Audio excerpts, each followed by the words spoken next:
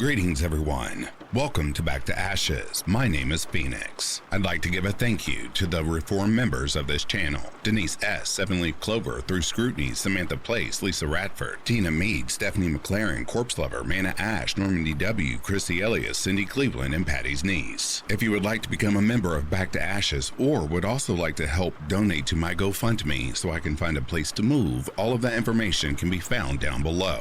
If you are new here or have yet to do so, don't forget to subscribe, like, share, and comment, as that does help boost this channel and push it into the algorithm, and it will also let you know every time I upload a video. With all of that being said, it is time to go back to ashes, for once we arise from the ashes, we are a bigger, brighter, stronger, and a happier person in the morning. Sit back, relax, kick back, grab a snack, or tuck in to get warm, and prepare for this dose of vocal melatonin entitled True Creepy Encounters. Right after this intro, an ad will play. I'll read the first story, an ad will play, and after that there will be no more ads within this video.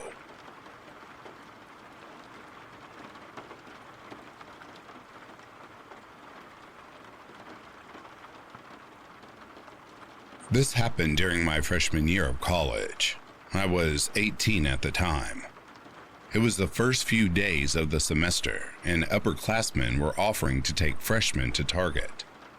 I needed to get some things for my dorm, so I went. Everything was completely normal up until we walked out of the Target. After we stowed our items away in the car, I took the empty cart and looked for a parking lot cart station to leave it in. Here's where it gets interesting. On my way back from dropping the car off, I noticed this car was driving slowly behind me. I looked back confusingly, and the driver sped up to meet me and lowered the window. He looked like a regular middle-aged man and told me, "My boss is giving away these huge surround sound stereo systems we've got in the back of the car. We have a bunch of them. Would you like one?" This is when I noticed the other guy in the passenger seat. He was huge and had a nasty glare that gave a really bad vibe. I took a quick peek to the back since it was kind of visible and I couldn't see anything. I said no thanks and to have a good day, and the driver straight up says, "F you," and speeds away. Overall, really suspicious experience. I still don't know what would have happened had I gone to the back.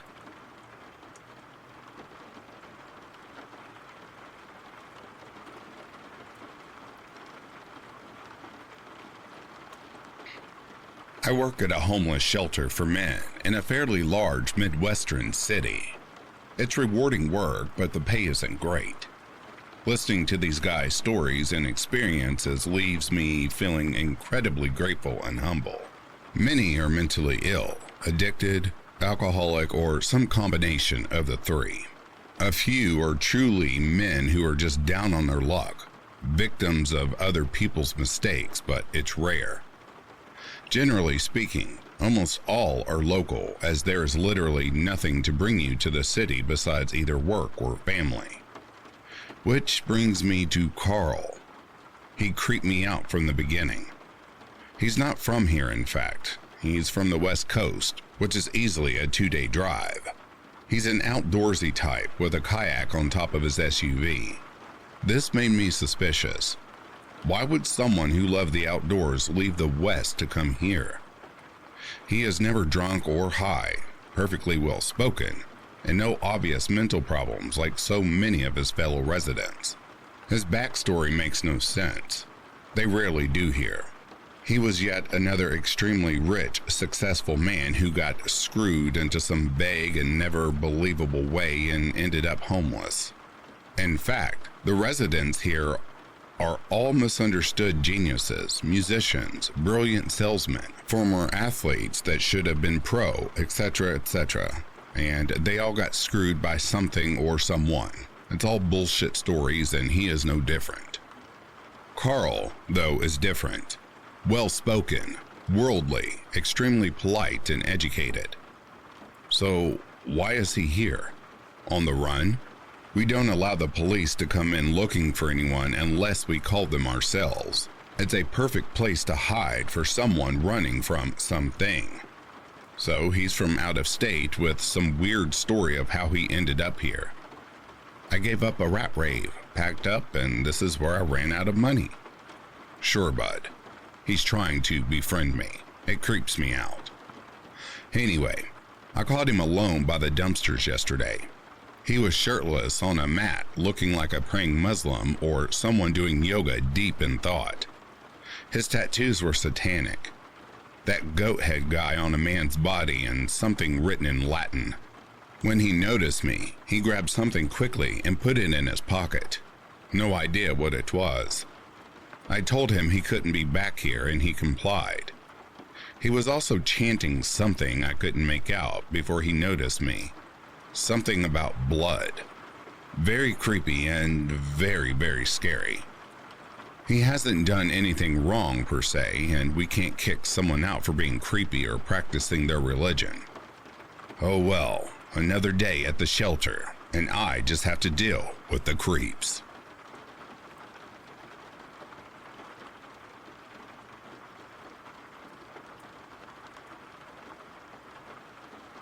This next story is for anyone who has daughters. Please try your best to keep them safe. Here we go. I was talking with a friend the other day, and I was reminded of a bizarre encounter that I had when I was in middle school. So this was nearly 13 years ago. Maybe this isn't as creepy as I remember it being as an adult, but given all the stories about trafficking or kidnapping, I still feel very weird when I think of this. I was walking home from my aunt's house after school, and she lives only about a block from my parents' house. It was starting to drizzle a little, so I remember finding it curious to see a man in a business suit and no coat or umbrella walking seemingly to nowhere. That would make sense. There aren't any modeling agencies near the street, so him being on foot at about 6 p.m. seemed odd. He stopped me while I was walking on the sidewalk and abruptly asked me if I ever considered modeling. At this time, I was about 12 and very goth, so no, I obviously was not modeling. Something about this whole thing sent off alarm bells for me, because it didn't seem like any viable agent would ever approach any random young girl like this. What still strikes me about this was how he was carrying a portfolio of his models that he showed to me and legitimatized this proposal. But the pictures were either A, not of actual people, but illustrations, watercolor paintings, architecture, or scenery, and B, photo shoots taken from fashion magazines like Vogue he was passing as his own clients. He tried to get my information from me, and I hurriedly declined and said I would have to talk to my parents. I don't believe he had a business card, and at the mention of my parents, he seemed to back off. Once I walked away from him, I remember running the rest of the way home. I told my parents about this, and they agreed it seemed really off too. They did call the police to alert them of any suspicious activity just in case, but I never heard anything about it again. I'm curious if any other young girls encountered something similar to this a few years ago.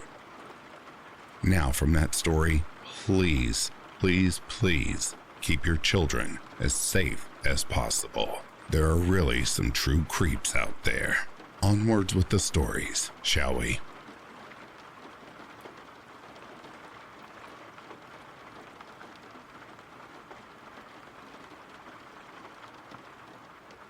My aunt and uncle's house was in a small desert town. They had about 4 acres of land and a good amount of space between neighbors.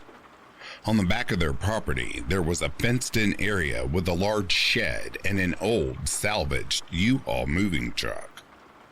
I was visiting for a couple of weeks one summer. My little cousin and I were about 10 and 12 at the time. One morning, we were roaming the property by ourselves. The adults were all out running errands. We ended up walking between the fence and the old moving truck. We were on the passenger side of the truck, walking from the back towards the front. All of a sudden, my cousin just froze. The hairs on the back of my neck stood up instantly. He didn't make a noise and just pointed at the side mirror. In the reflection, he could see a man sitting in the driver's seat. His face was caked in dirt and blood.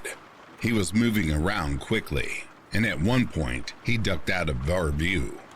We instantly turned and sprinted back to the house. We locked all the doors and called the cops and family.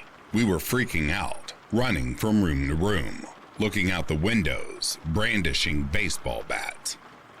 The police and family showed up after about 15 to 20 minutes. They searched all over, but never found the man. They found the fence was bent down where he must have climbed over. There was blood and dirt smeared all over the driver's side seat of the truck. He must have been trying to steal because the ignition wires were pulled out like he was trying to hotwire it. No explanation for the blood. Nothing happened after that. My cousin and I had nightmares for the next few nights. That's about it. So, thank you for scarring me for life, man in the empty truck.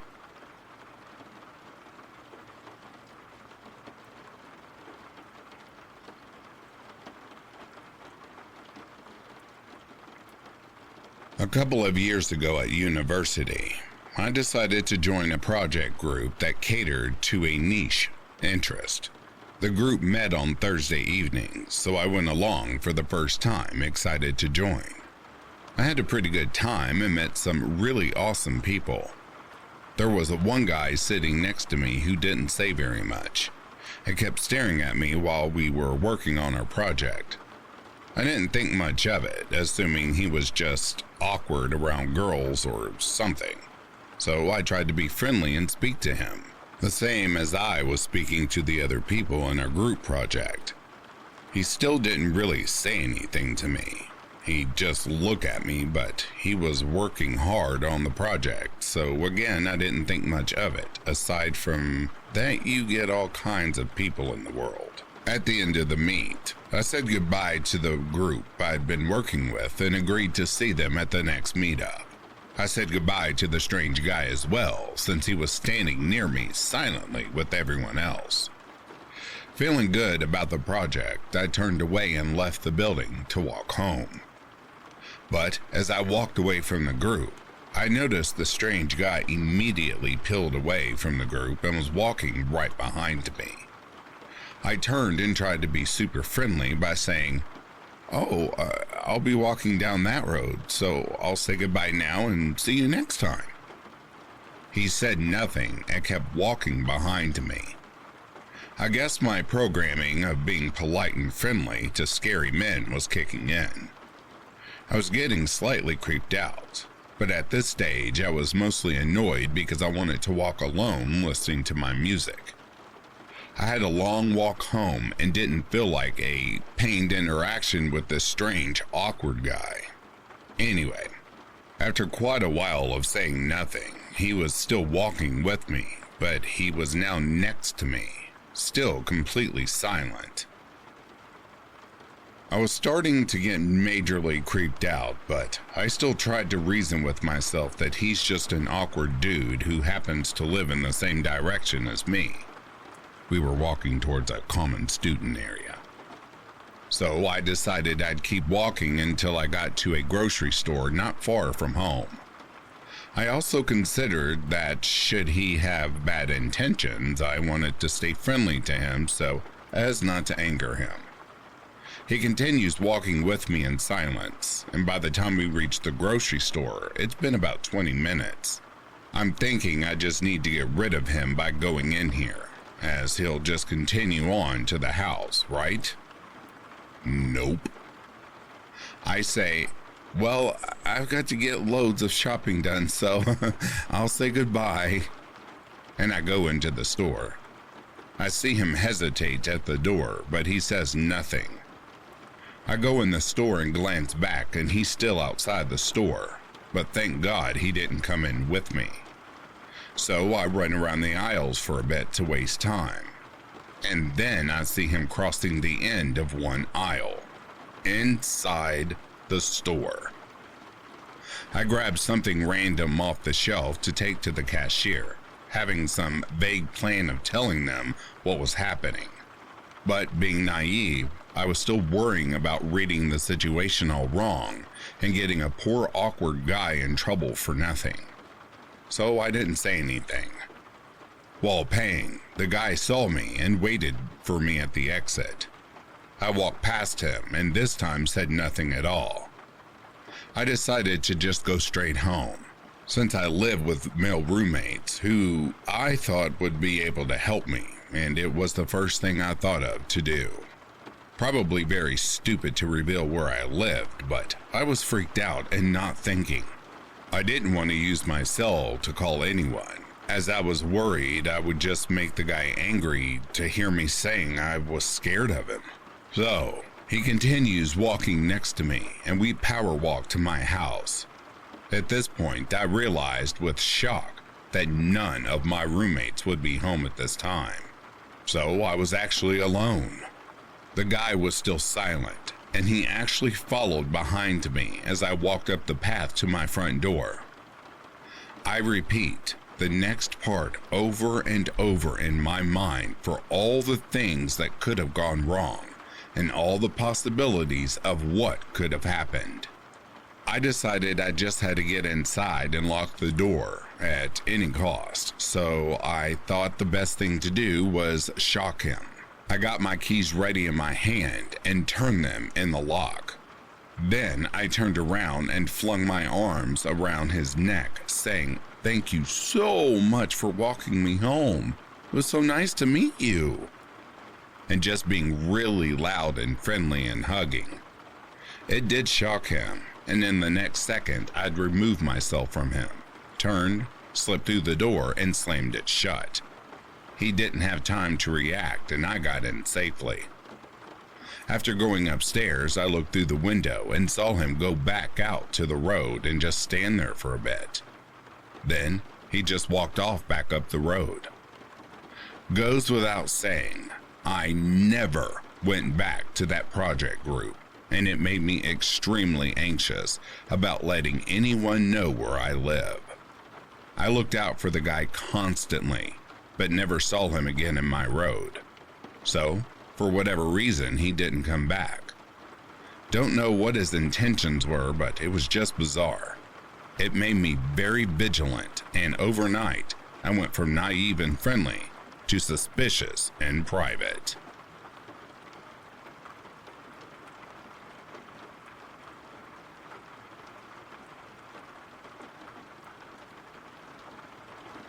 So, a little background.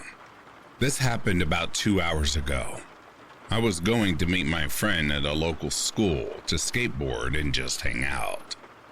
My friend said he might not show up because he has a headache and told me to go ahead. And he'll just text me if he's coming or not. That's the only reason I went. I live right across the border from the US into Canada, and we have smog right now because of the wildfires in California. So it made everything much more scary.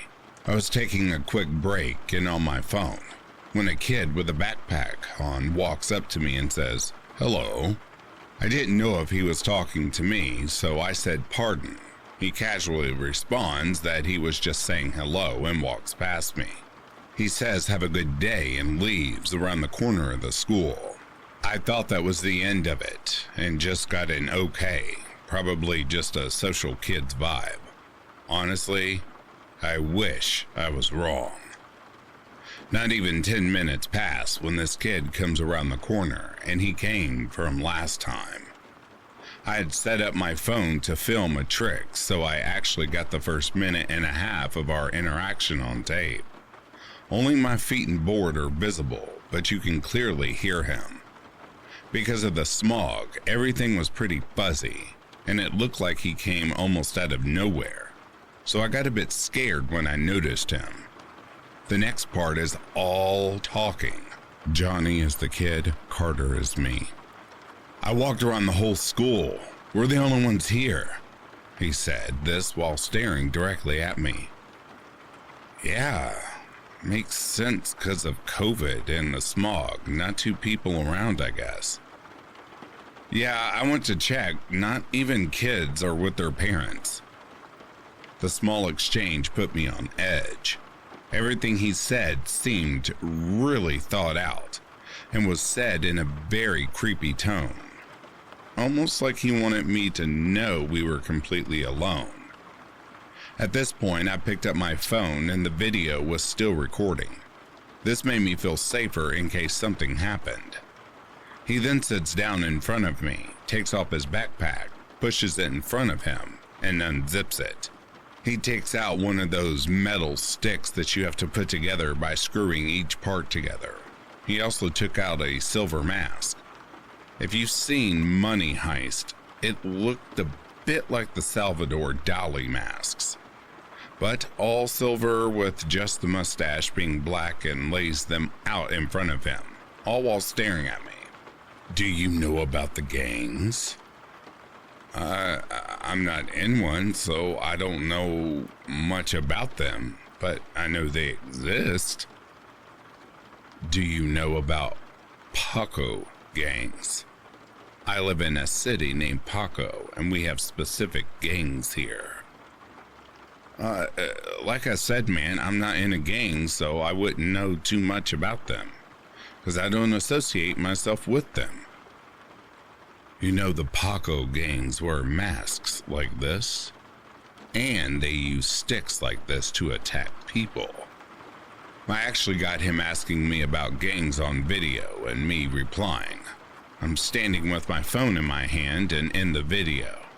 I text and call my boyfriend, saying that there is a kid here asking me about gangs, and that I'm a bit scared. The call is going and my boyfriend can hear our conversation, but doesn't respond, knowing that he should just hurry over. He lives a few minutes away, by the way. This dude pulls out from his back what I now know is a golf divot, which is the easiest way to explain as a two-pronged sharp thing that fixes grass in golf. I don't know what it was and just saw metal and sharp. I took a step back and moved towards my stuff, which was a few feet to my right. Are you leaving? Are you scared? I'm just going to get my stuff, bro. He drags the divot around the ground and says, "This is how you make it sharper." Yeah, they sharpen knives like that too. It's sharp. He makes an almost stabbing motion when he said that. I move away a bit, being genuinely scared he's going to do something and put my board between us. Are you leaving? Are you scared? If anyone is around me and has something sharp while talking to me about gangs, I'm gonna keep my distance, just for my safety, dude. He threw the divot back in his bag and mockingly said, "There, I put it away. It's just a golf thing, jeez." I'm just concerned about my own safety, man. I put my stuff in my pockets and he once again asks if I'm leaving. Do you want me to leave? No, I just want to talk. Just sit and talk with you. Once again, said in a creepy, dark tone. At this point, my boyfriend walks around the corner that's behind me, and I see fear in the kid's eyes. My boyfriend is 6 feet tall, while I'm 5'3", and is wearing a hoodie with his hood up. He did look intimidating, if I'm being honest, and it made the kid back off. Do you know him? Yeah, he was supposed to be here like 20 minutes ago. My boyfriend walks up, and we just pretend he was late to hang out and put his arm around me. Is that your older brother? My boyfriend looks at the kid and said, "No, I'm his boyfriend," and kisses my forehead.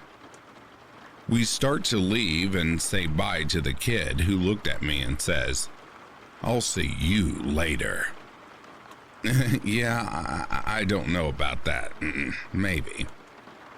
I was creeped out and scared, so I'm saying random stuff just to leave. My boyfriend and me turn the corner and start walking when we realized he's following us. He has the mask on and is dragging the metal stick on the cement. It is making a really loud noise as everything else was really quiet. There was, in fact, no one around us. My boyfriend and me walk to the playground and finally people start to show up. A family with their kids, a lady walking her dog, and a guy smoking near the forest. My boyfriend and me went to the corner store and I filled him in on what happened and that he came perfectly in time. We buy some random stuff and go back to his house where his friend is hanging out waiting for him. We tell his mom, who informs us that there have been non-emergency calls to the police station of a kid hanging out in people's yards for no reason, and tells me I should call them too, to let them know in case it's the same kid. And because he had dangerous weapons like objects on him, metal sticks and the divot. We drive back to the school and see if the kid is still there. He was, and was the guy who was smoking. I called the non-emergency number line and I just got an automated message saying that they're either closed or can't take any more calls. I'm going to call again tomorrow and tell them what happened. I'm concerned for others around here. I'll add an update if I call, so you all will know. Looky there, that was fast. So I called the non-emergency line the next morning and they said it was weird that the automatic message said they were closed or not taking calls because they are 24/7. Anyways, the guy said they can't do anything if I don't have his picture. Yet I have his description, his voice, and where we were. The guy said that he can go home and change. Like, yeah, but I don't think he dyed his hair, and also majorly gained or lost weight in the past 24 hours that passed. But I guess I get what they mean. Overall, the guy on the phone wasn't helpful at all, and I'm going to keep the video just in case I meet him somewhere else again.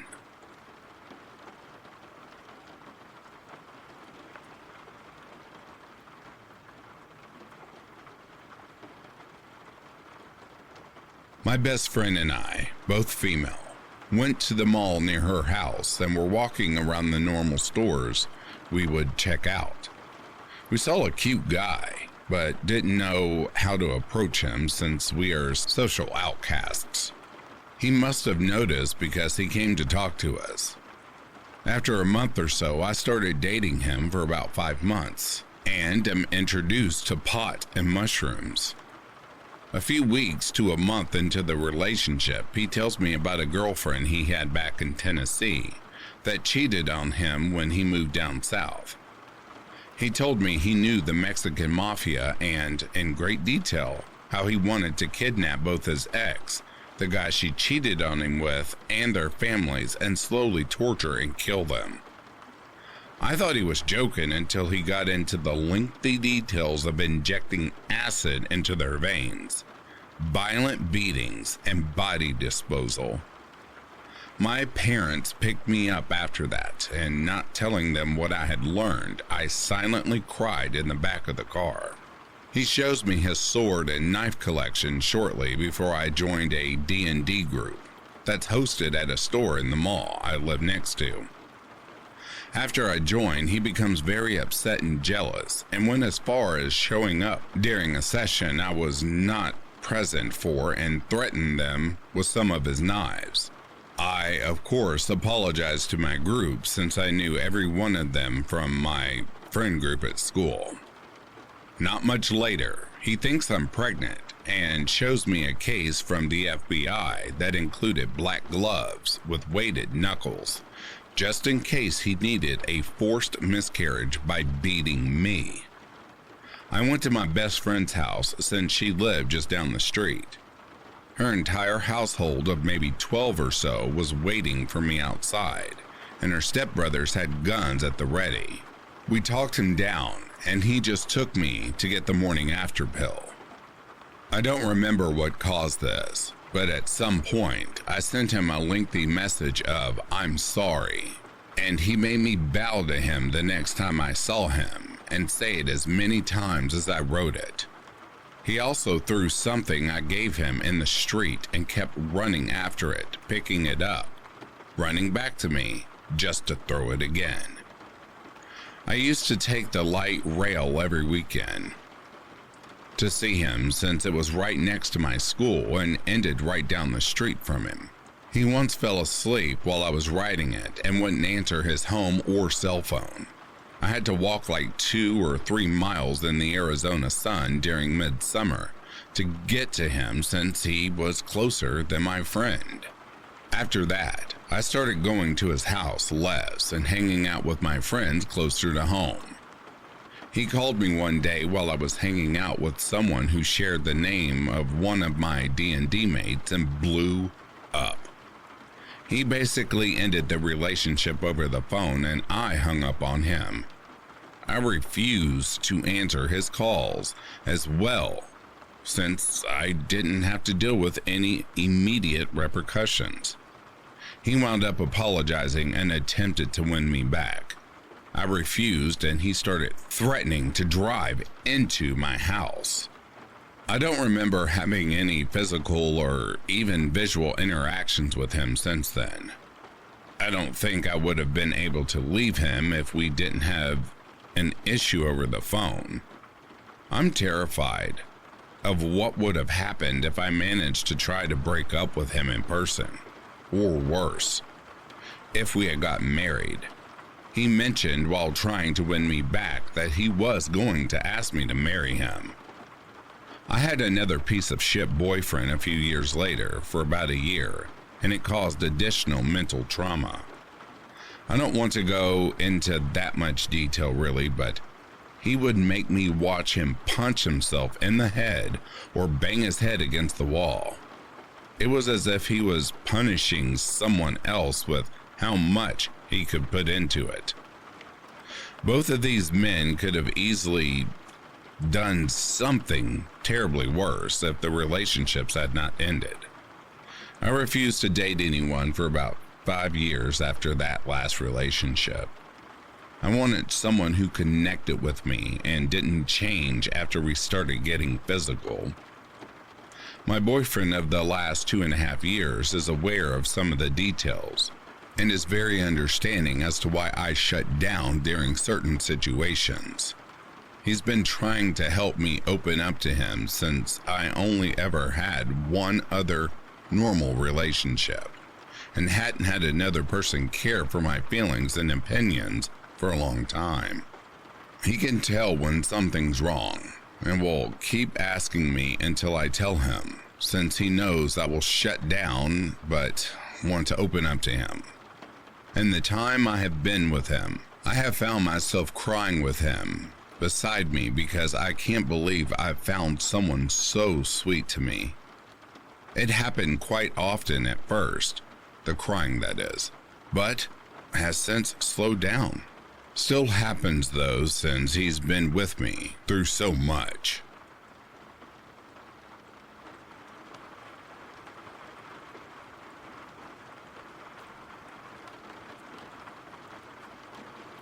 This encounter happened very recently, and I honestly don't know if I'm overthinking things or not, so I'm turning to you.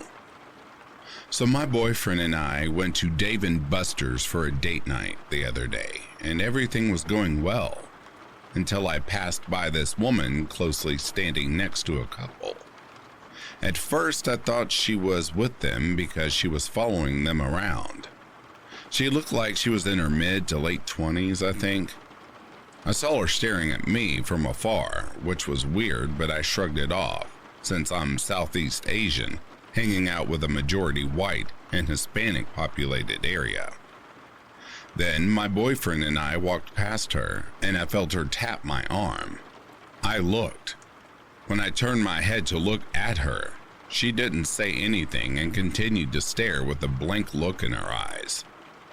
I paid it no mind. I had a pretty heavily tattooed arm, so I thought, maybe she doesn't know social clues and just wanted to touch my tattoo. Yeah, that's it, right? A few minutes later, we're still looking for another arcade game to play, and once again, I see that same woman, but this time she's not with the couple and she's staring again. My boyfriend and I found a game to play as I focused on watching him do his turn. I felt a few quick taps on my arm once again. It was the same lady. This time I decided not to look despite how uneasy I felt, but I did see her pass by. My boyfriend finished his turn on the game and we start looking for another. As we walked around, I started analyzing the strange woman. She did not have an arcade card and was walking around pretending to press buttons on machines ever so often. She did not go there with anyone. The couple she was with earlier was nowhere to be seen. The look in her eyes kind of reminded me of the people on some type of heavy drugs in the downtown part of where I live, and had a creepy and stoic look on her face. As we headed to the ticket prize area, I was talking to my boyfriend about something and felt her tapping on my arm again. This time I was fed up. I quietly told my boyfriend, who, mind you, is a pretty big and buff guy with 2 tattooed arm sleeves. He looks like he's part of the Yakuza. My boyfriend asked me to point her out, so I looked around to find her and saw her staring again. I pointed right at her, and my boyfriend was about to walk towards her, and she hid behind the arcade machine. We left after that because I felt pretty uncomfortable, especially since I'm already not about strangers touching me with no consent. Now that I've had time to process everything, I realize how creepy or strange that encounter was. I keep getting reminded of the blank look in her eyes and haven't been able to sleep properly because of it.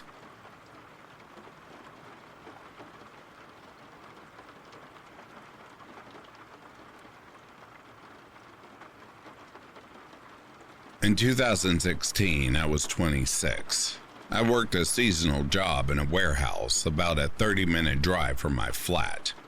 One day after work, I ordered Thai takeout from a place maybe 10 blocks from home. There was a gas station next door, so I filled up and left my car at the pump to say hi to some old friends who lived across the street while I waited for my food to be ready. Maybe 15 minutes of chatting, walking back across the street, grabbing my food, across the lot to the gas station, into my car, and a 2-minute drive to my flat. At the time, I lived in a duplex flat, with a gutted adjacent flat attached. Behind me was an old vacant hotel that was currently being gutted and repurposed into studio apartments. The nearest building to the left was an old clamper bar leading to the main street and the highway, and to the right was an empty lot where a building that was demolished nearly a decade earlier once stood. The rest of the neighborhood was lower income Hispanic persons. I pulled into my drive, noticed a car driving relatively slow past. I went inside and leashed my dog up to let her out. As I was standing in the yard waiting for the dog to do her business, a maroon Subaru Forester, newer at the time by the way, drove by slowly multiple times before pulling into my driveway.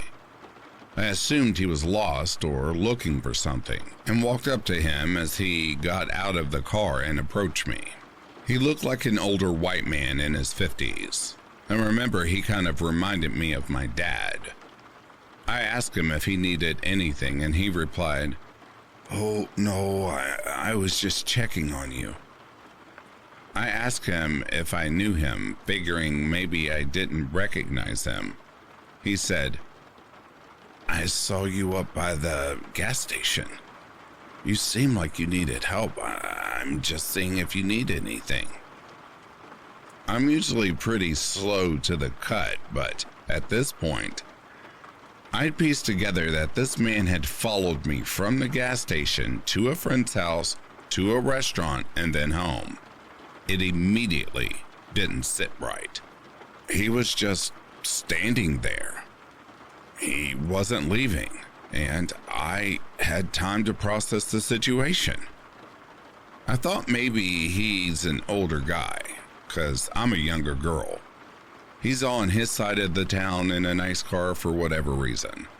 Maybe he thinks I'm a trick. And I said again, I'm sorry, I'm not picking up what you're putting down. Why are you here? Nothing. I'm just a really nice guy checking to see if you're all right. I specifically remember him calling himself a quote, nice guy. During the period of this conversation, I had made it to my stoop, and he had closed the gap. Behind was the door, then me, the dog, then him, and his car. I finally told him, you should leave. To which he said, do you wish you had a nicer place? And if my dog, a medium-sized German Shepherd, was friendly and reached out towards her for a pet, I yanked her behind me and said, no, and pretty aggressively told him, dude, leave. He finally started backing away. I stood in the drive until he got in his car and drove off. I took down his license plate and car description. Then I went inside. 15 minutes later, he pulled back into my drive, sat there for a second, and drove off. That's when I decided to file a police report. It didn't sit right. I just figured it was nothing, but I lived alone, and if anything happened, I want it on record. It was 6 or 7 p.m. at this point, so the non-emergency line was closed. I filed out a report online and never heard back from the police. Never saw that man or his maroon Forester again, either. He might have just been a weird old man. I never saw any reports of anyone going missing from Nevada in 2016, either. I know it's a stretch and probably has nothing to do with anything, but I only just thought of this again in the last few months. They caught that guy in New York, and I wondered if he was in Nevada before it ever came out. Same guy, same build. But how do you remember a face from 7 years ago? I just remember the man at my place having more salt and pepper hair. He treated me like he thought I was soliciting, and he wanted to help out. He did not respect my boundaries. It was probably nothing and not the same man. Scary how situations just make a way of sticking with you. Maybe trying to connect this is my way of making it make sense.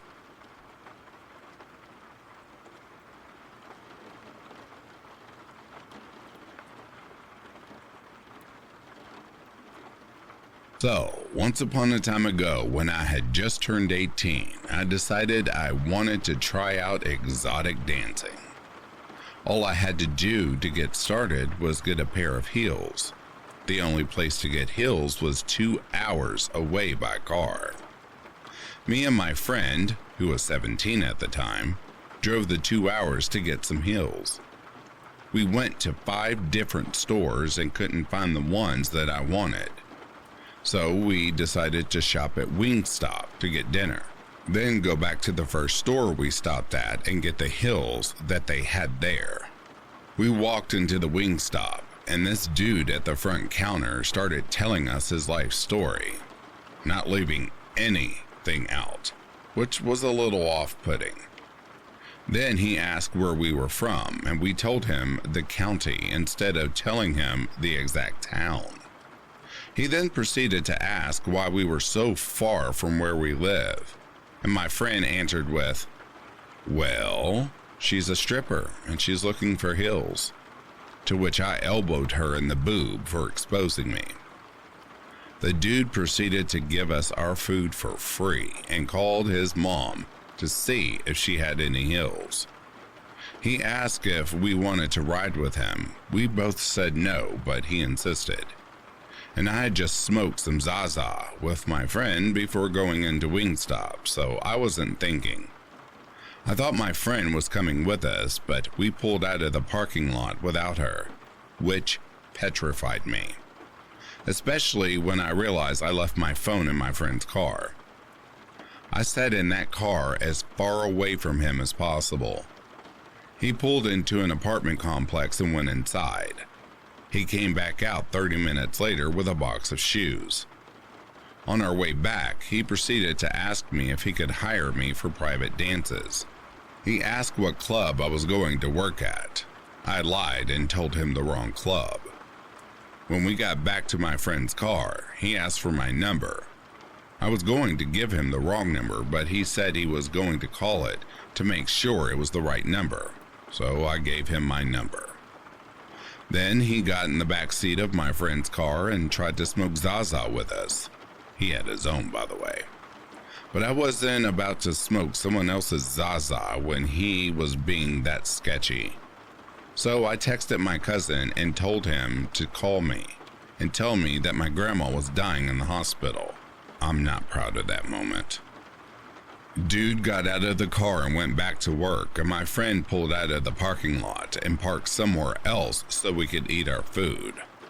Also, on our way home that night, we almost got into a head-on collision, but we survived.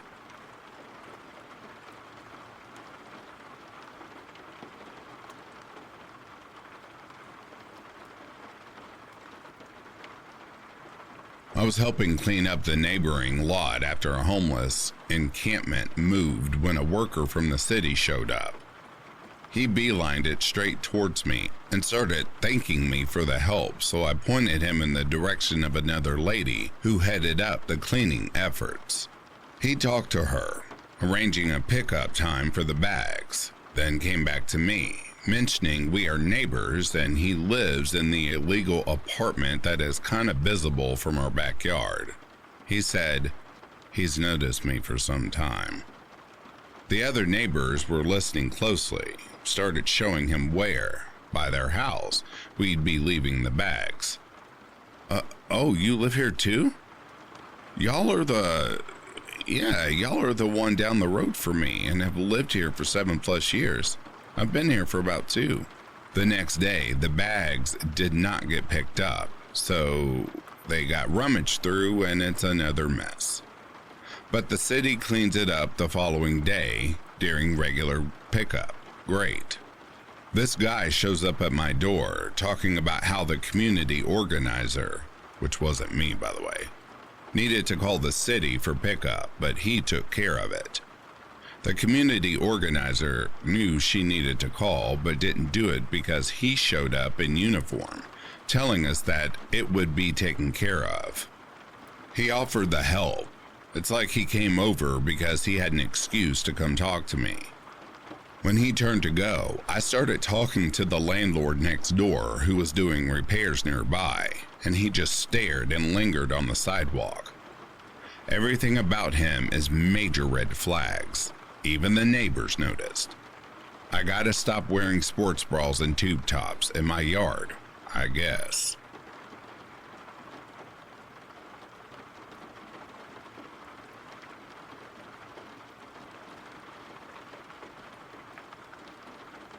So I work retail, and I'm very outwardly friendly, so I am constantly talking to anyone that comes within 5 feet of me.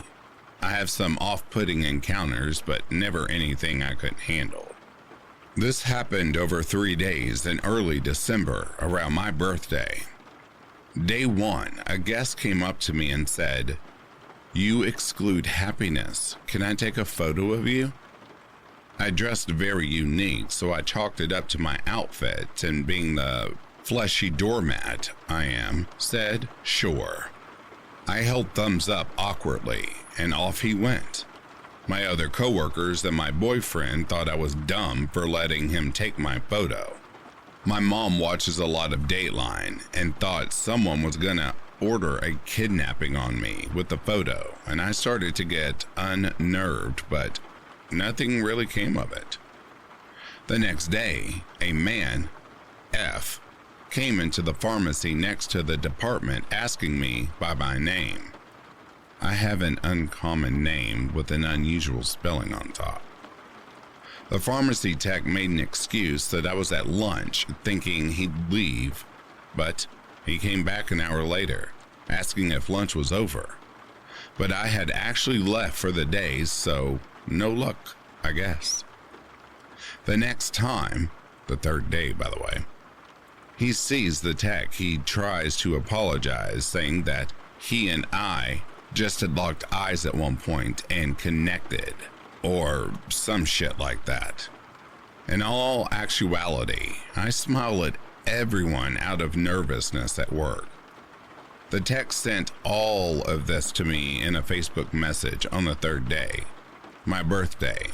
I, of course, had no idea who she was talking about, and when I went back into work, they let me see him on the security camera, and I had never seen him to my knowledge. The next time I saw him was about the next month, and I didn't recognize him because it was too late, and he gave me a really creepy smile and like flirty waves, but I ran to the offices. The security guys told him that he can't be asking about team members, schedules, or whereabouts like that, and he said he'd back off, which he hadn't, and my higher-ups spot him when he comes in and walkies to take me off the sales floor each time now. Looking back, I don't think the two instances or two different creepy people were connected at all.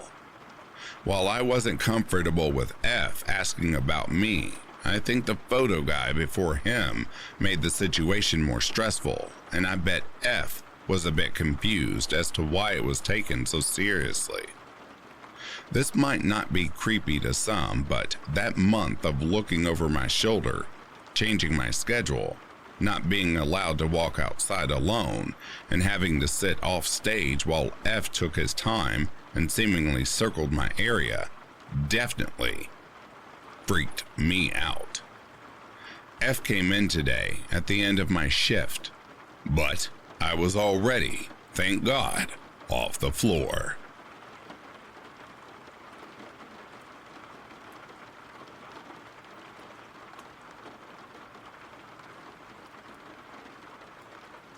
This happened a couple years back when I was around 14, maybe 15 years old. There was a mostly abandoned peninsula in our town. I often visited with my dog when I was younger. I even got lost a couple times and had to swim across parts of the river to get back home. It was always deserted, and you could walk for hours without running into somebody. My mom was always very against me going there. But of course I thought I knew better and went anyway, even though she specifically forbade me. One time I decided to go with one of my girlfriends from school and her two little dogs. It was empty as usual, and we went to the shore so we could play with the dogs in the river. As we start playing, we noticed an older man, maybe in his mid-50s, that was walking nearby behind the trees. He stopped pretty close and just stared at us for a couple of minutes with an expressionless face without saying anything. At this point, we started to feel a little uncomfortable. Then we noticed he started slowly taking off his clothes. The whole situation was really off-putting, since the whole peninsula was fully abandoned and he could have easily chose any other location to bathe. We should have probably left at this point, but we were really having fun with the dogs and were not ready to go home yet. We decided to leave the beach and go on a bit further to find another location where we could be alone. As we were leaving, I looked back and saw the man staring at us the same unsettling way. I couldn't see well, but at this point, he seemed fully naked. He didn't follow us though, and I convinced myself he was probably just an innocent nudist. We walked for about 5 or 10 minutes until we found a new area to go into the water. We waited a bit and there was no sign of the man, so we started playing with the dogs in the water. We spent another hour or so there, and to be honest, I completely forgot about the guy. Then, suddenly, my friend walks up to me with a pale face and says, "We need to leave right now. Don't turn around, just go." And of course I turned around, and there he was. The same man standing right behind us, fully naked, masturbating, while watching us with the same creepy, expressionless face. We got the dogs and walked away as fast as we could. We have no idea how long he was there lurking in the bushes just watching. Needless to say, I never went back there alone after that. Many years have passed and I heard multiple stories of creepy encounters from different people on that peninsula. It's scary to think that could have happened one day when I was wandering there all alone.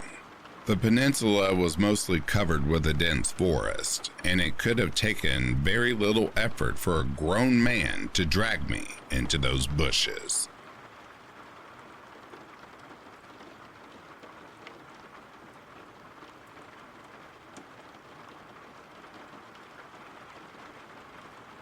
This incident occurred this last spring. Let me set the scene and give a bit of a backstory. I was driving from Minnesota to Iowa for a music festival and decided to leave Thursday night because, 1, I generally prefer road tripping at night, less vehicles on the road, etc. And 2, I wanted to get to the festival grounds as early as possible to secure a good camping spot. All is going well. I'm about 2 hours away from Des Moines, and I realize that I really gotta pee.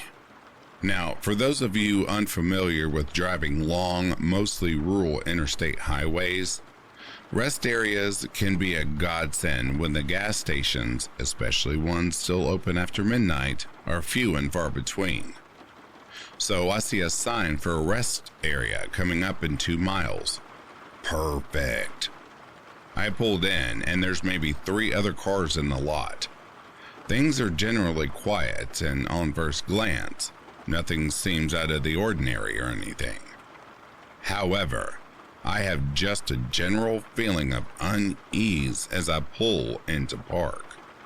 And I'm not one to ignore my intuitive reaction to things, but I really just have to freaking pee. Luckily, my little brother had just given me this badass little taser because he knows I often like to go adventuring in various wooded areas and whatnot, usually at night, and he wants me to be safe. So I grab it quick just in case and run into the bathroom.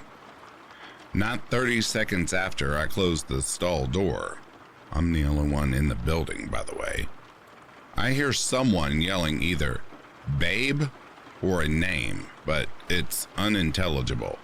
Just the way they were hollering made them sound unstable. At this point, my heart sinks, beating pretty fast, and I'm still hoping he leaves the general building.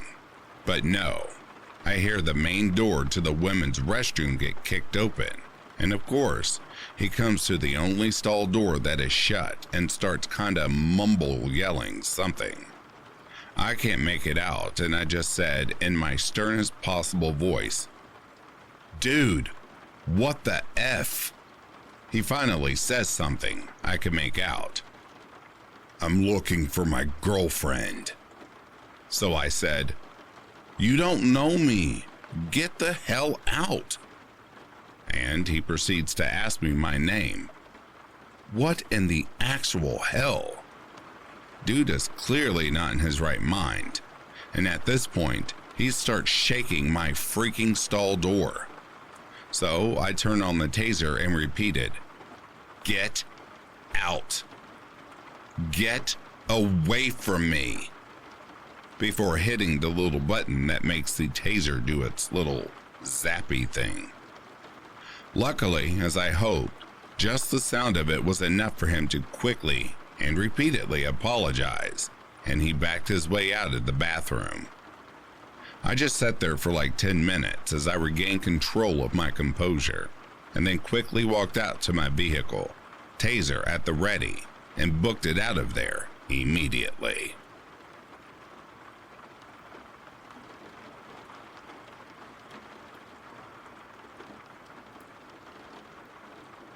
And that, dear listeners, brings a close to these true creepy encounters. If you are sleeping, I hope Slumberland is treating you comfortably. If you're awake, I hope you've enjoyed this collection. In the meantime, please take care of yourselves. I'll be reading to you soon. Have yourselves a good morning, a good afternoon, or a good evening. Peace, love, and light to you all.